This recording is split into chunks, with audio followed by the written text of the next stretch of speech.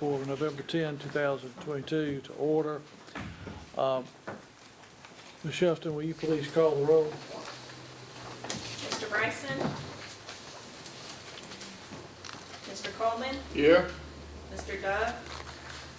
Dr. Dozier? Here. Mr. Freeman? Mr. Gunn? Here. Ms. Hartog? Mr. Jackson? Here. Mr. Jones? Here. Mr. Keels? Ms. Leatherman?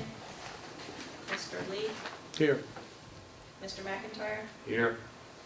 Mr. Moore? Here. Dr. O'Kelly? Here.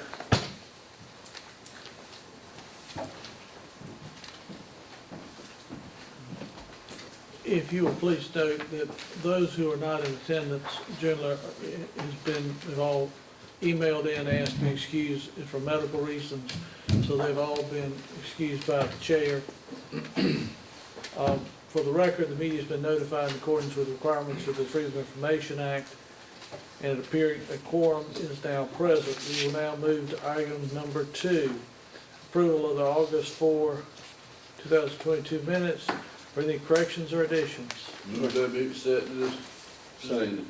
Motion, Mr. Coleman, second by Dr. Dozier. All in favor say aye.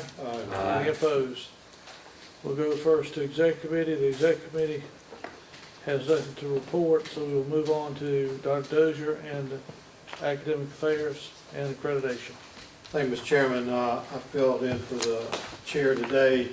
The group does bring Academic Affairs Accreditation, one resolution with unanimous approval from the group for, I'll read it to you, approving accelerated Master of Arts in Teaching degrees in Montessori Early Childhood Education and Montessori Elementary Education, and Masters of Education degrees in Montessori Early Childhood and Montessori Elementary Education in Francis Marion. I think there's high demand for that in the local school districts. They've been surveyed, and there's only one other university in South Carolina that offers this. So from the committee, we bring recommendation for approval to the board, Mr. Chairman.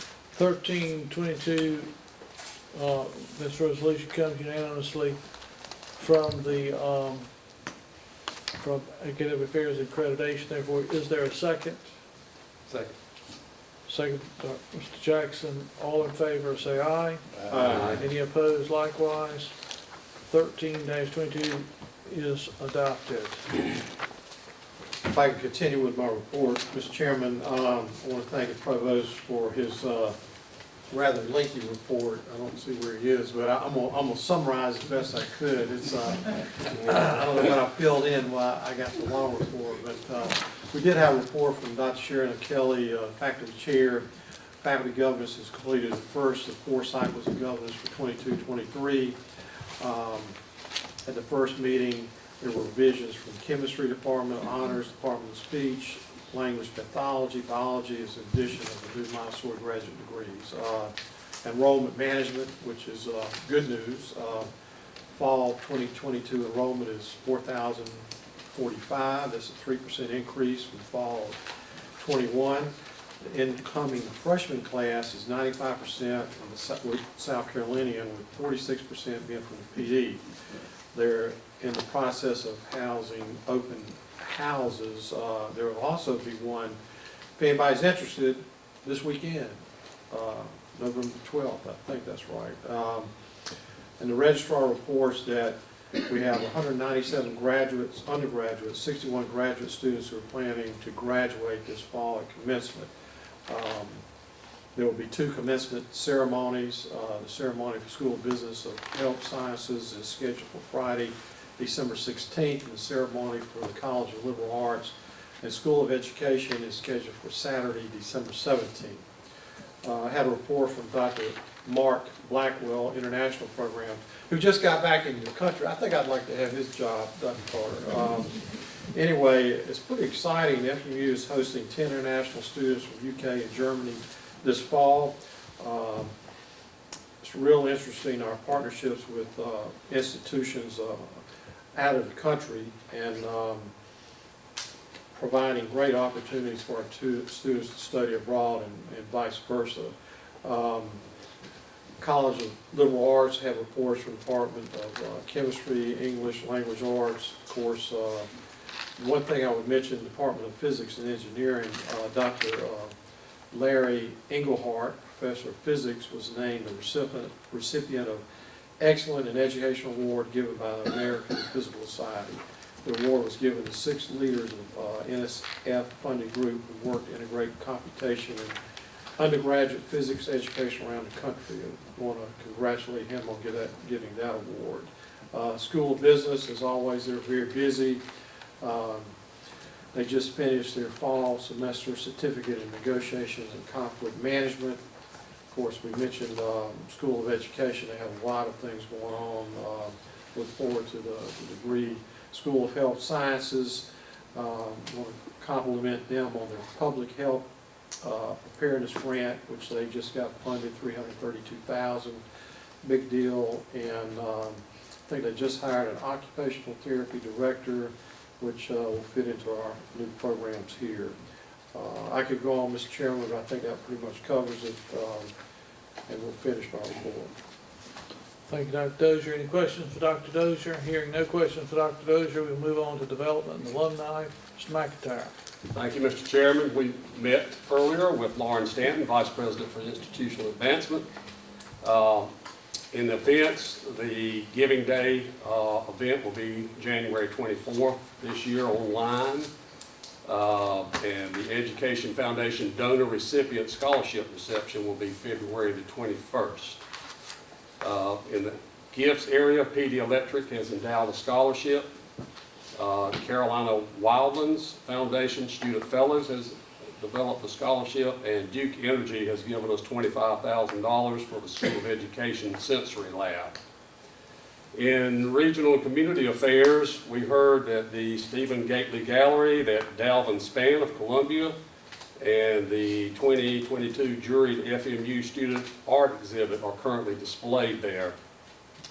On January 12th, the 2022 South Carolina Arts Association Organization Southern Prize and State Fellowships exhibit will be on display. And this is a great honor because there's only one gallery in each state that's selected to present these exhibits. At the Performing Arts Center, Black Violin is scheduled to perform on December the 10th, and there'll be a variety of holiday events coming up with dance companies and the Florence Symphony having a performance there. At the Center for the Child, they're maintaining a steady enrollment, and with the Local Government Institute, Leadership Institute, they've completed 2 sessions, and they have 3 sessions remaining this spring, and they have a full 27 participants in that class. In the Fred Shaheen Nonprofit Leadership Institute, they've completed their 3rd session, will complete it on November the 17th and 18th, and they'll have remaining 4 sessions this spring with 35 participants, which is fully participating. Over in Alumni Affairs, Lee Dougherty, Director of Alumni Affairs and Annual Giving, reported that we've had several alumni after-hours events are getting cranked back up after the COVID pandemic. Had events in Charleston, Columbia, and the Grand Strand recently. All were well attended. And there's a Florence event planned for December the 1st at the seminar here in Florence that will be for graduating seniors. Last night, most of us had the opportunity to be at the Oyster Roast, which was in recognition of lifetime members of the Alumni Association, and it was very well received, and we look forward to making this an annual event. A great venue out there for these events, and all 5 decades of alumni were represented at that event last night.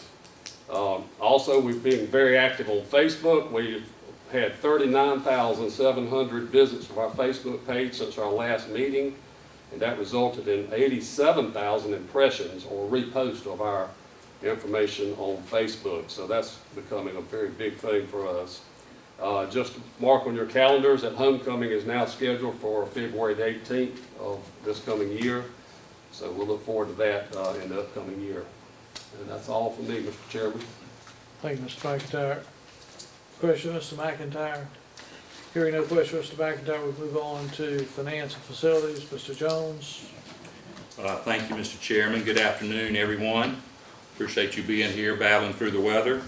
The Finance and Facilities Committee met this afternoon. We were joined by Darrell Bridges and Ralph Davis, and we're also lucky to have Dr. Carter join us as well. We had a lot of information to get through. I'm going to try and condense it down if I can. We've got 2 action items / resolutions that we'll bring to the full board that come with unanimous support of our committee. The first resolution is 14-22, resolution to authorize funds for renovation of the Smith University Center. I'm not going to read the resolution, but I'll give you just a couple of bullet points about what it says. If you'll recall, the board had previously authorized renovation of the University Center at $4 million, funded by the athletic revenue bonds. Cost estimates indicate the need for additional funds to complete the required renovations. This resolution, 14-22, authorizes $1 million from the Capital Maintenance Reserve Fund to be allocated to the project. The Capital Maintenance Reserve Fund balances remain healthy to meet any need that may arise. So with that, Mr. Chairman, we bring that to the full board for a vote. Resolution 14-22, the authorization for renovation of the Smith University Center comes to the board from the Finance and Facilities unanimously. Do I have a second? Second. Second, Mr. Coleman. All in favor say aye. Aye. Any opposed likewise? Passes unanimously. Thank you, Mr. Chairman. Also, we have Resolution 15-22, which comes with unanimous support. This resolution is for the approval of the 2022 through 2027 campus development plan. If you'll recall, the board spent a great deal of time on this at our and went through it in detail at our retreat back in August. The administration incorporated feedback provided by the board, which was limited to the materials used for the engineering facility. This plan describes the university's capital priorities comprehensively for the next 5 years. So with that, Mr. Chairman, we would present Resolution 15-22. Resolution 15-22, approval of the 2022 through 2027 campus development plan comes unanimously from the Finance and Facilities Committee. Do I have a second? Second. Second by Mr. McIntyre. All those in favor say aye. Aye. Any opposed likewise? Passes unanimously. Mr. Jones. Thank you, Mr. Chairman. Also, we reviewed our budget summary report. Everybody should have received a copy of that. You have a copy of it in your packet. Revenues and expenditures are at expected levels. Actually, expenditures may be a few dollars below expected levels, and I think that just means that everybody continues to operate efficiently. Maybe it's a little bit of a hangover from COVID, so we certainly appreciate your work in that regard. Then lastly, we have we received a report regarding our financial audit. The audit was unqualified with no material findings and/or deficiencies. Copies are available for any member of the board who desires to have one, and if anybody has any questions, I'll be happy to entertain them. Thank you, Mr. Jones. Any questions, Mr. Jones? Hearing no questions, Mr. Jones, we'll now go to student life and athletics. Mr. Coleman. I was honored to be asked to chair today since Chairman Leatherman couldn't be here. Had a very good meeting. Under the Student Government Association, we were fortunate to have Ms. Paula Patron Garcia, the new SGA president, give a report, and the future outreach is to grow the SGA. Executive board is planning on getting a get-to-know SGA event beginning in spring, as well as extended support to other organizations. The Senate elections, I think they've been concluded today. If I'm not, did somebody say 4 o'clock? But it's to be concluded and sworn in, I think, today. And brief plans for next semester to work on exposure and community engagement. Gonna have symposiums and other events.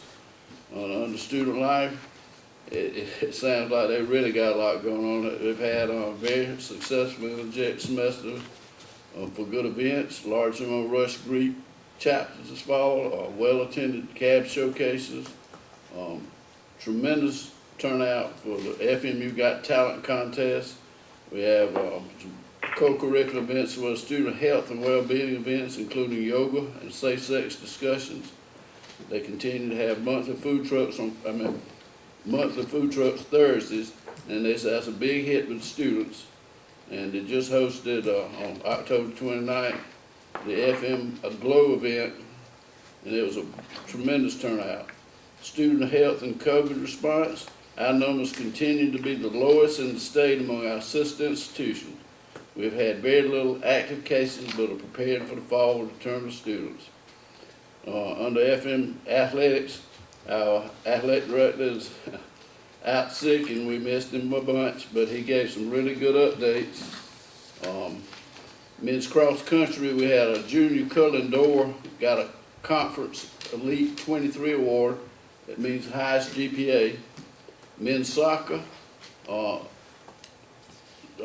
senior Alvaro Zamora was also awarded the Conference 23 Elite Award. Women's soccer, they're searching for a new coach. Volleyball, the Patriots are on a 16-11 record, and they're playing in the quarterfinals now at UNC Pembroke. Men's basketball, I'm sure all of you are aware that longtime head coach Gary Edwards announced his retirement on October 11th, and assistant coach Jake Zenda was named interim coach, and I think everybody's excited about working with him. Women's basketball been picked to finish third in the conference, and FMU announced on September 19th that they're adding acrobatics and tumbling to the university's 5th intercollegiate sport. And that concludes my report. Thank you, Mr. Coleman. Any questions, Mr. Coleman? Hearing no questions, Mr. Coleman, we now turn to the President's report. Dr. Carter. Mr. Chairman, with your pleasure, I'm going to actually stand. I'm going to make a couple of introductions. Hartum joined. And it just seems unnatural to make the introductions with you behind me. So, Paul, stand up and let us welcome you as our student government president. And welcome to the Board of Trustees, and let's give her a hand for taking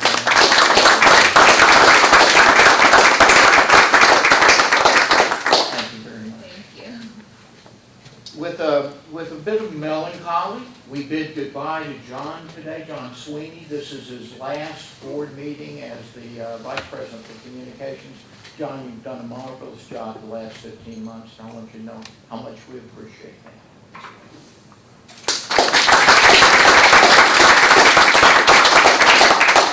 And we welcome Anna Todd as the new Vice President for Communications. Anna, of course, is a longtime face around Francis Marion. She still looks like she's 12, but she's been here quite a while, and we're delighted that she's assuming a position on the senior staff now. Congratulations, Anna.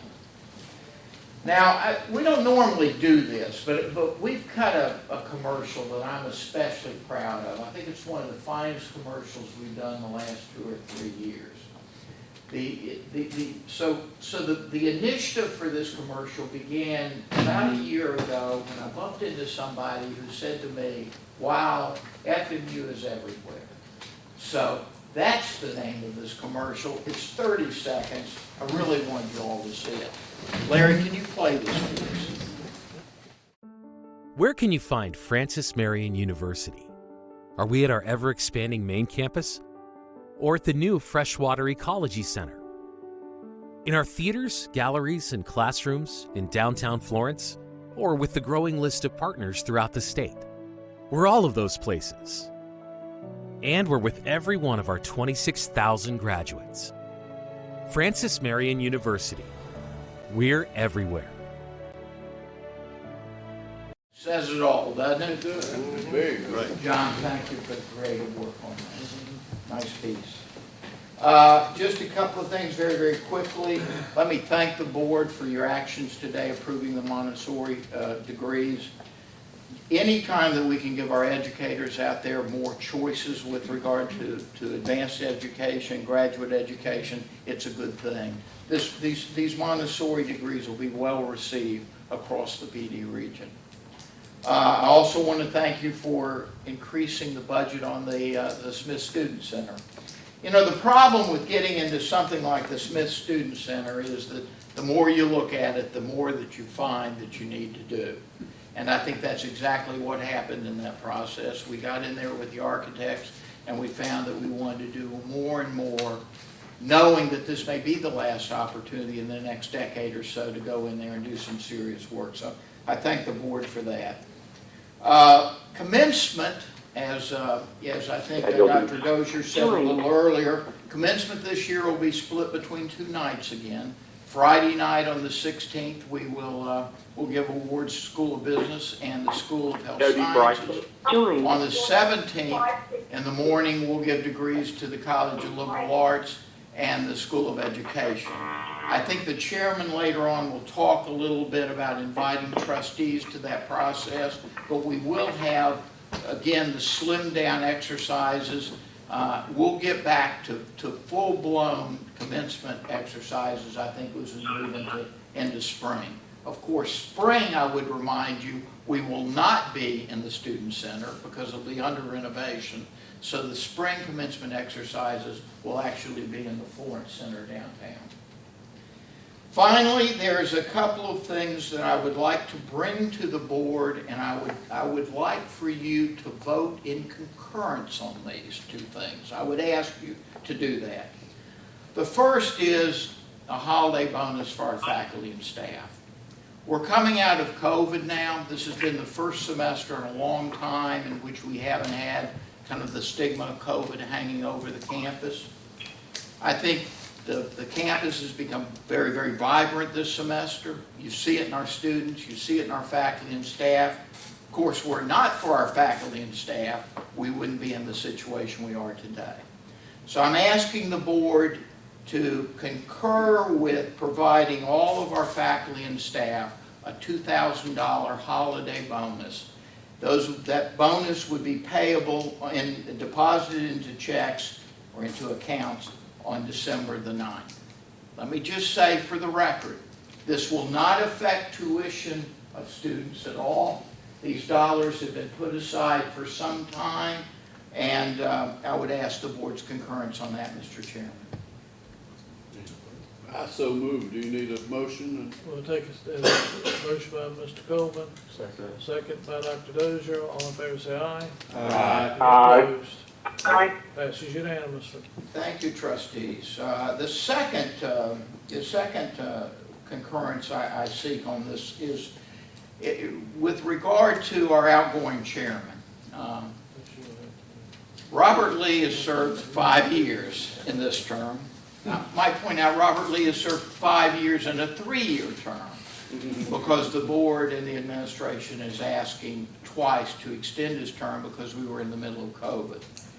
All of us, I speak for the faculty and staff and the administration, we're deeply appreciative of the effort and time that Robert has devoted to this effort. This was an unusual chairmanship through COVID. As you know, many decisions the board delegated to the chairman and me to deal with during the process. Robert's leadership throughout this process was invaluable.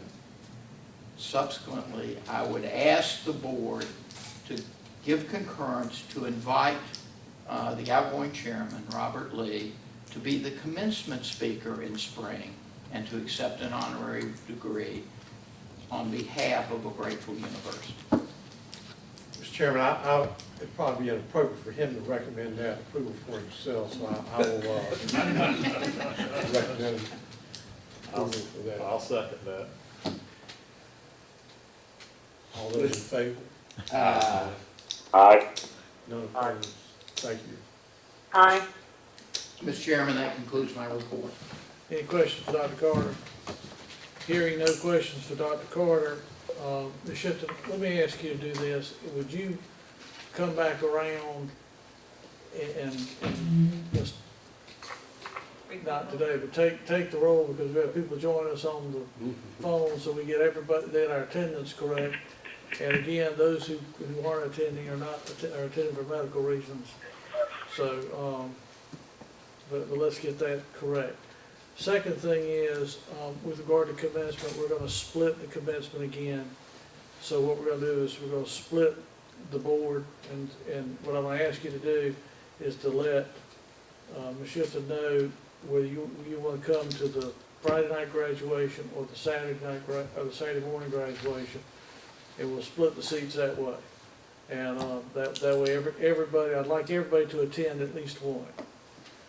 So we have that. The final thing is, it is now time for me to step aside and somebody else to sit in this chair. And so it is time to appoint the nominating committee. And so I have asked Mr. Jackson to chair the nominating committee with Mr. McIntyre and Ms. Leatherman. Remember that Dr. Dozier will advance into this seat, and so we will be selecting a vice chair and a secretary. So unless there's any other new business, there's no need for executive session. I move, here my motion we adjourn. The board will stand adjourned. Thank you.